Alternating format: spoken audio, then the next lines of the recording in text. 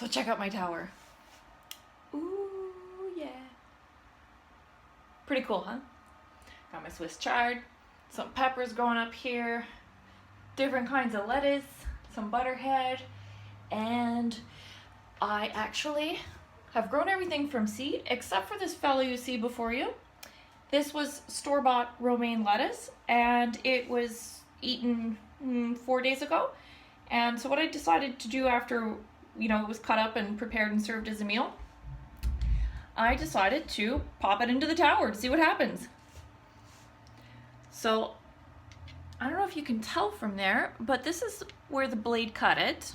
And this is the regrowth that I've seen in like 4 days, since 4 days ago. And just by looking at it, it seems to be doing well.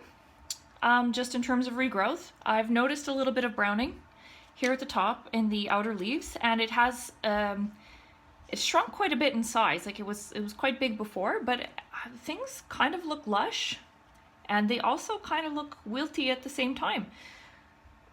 Because I don't quite know what to make of it, I'm gonna go bug Rose because she will have the answer. So I'm gonna go call my girl right now, and hopefully she'll be able to give me some clarity on regrowing lettuce in the tower. Ooh, got that quarantine hair. So Lauren's done a really good job of regrowing store-bought lettuce in the NutriTower. It actually looks great. It's something that you can also do with green onions and celery, among some other things.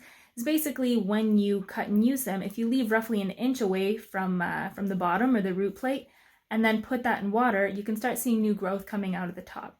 So Lauren's lettuce, again, it looks great. Those new leaves are really nice and green, and it's completely normal that those lower, older leaves basically are peeling back and wilting. So what you want to do is remove those leaves, maybe not immediately, but as they do start dying, because if you start having tissue that is dying, then if you have any pests or even just different pathogens around, then that forms a really good entry point and it can actually slow your growth.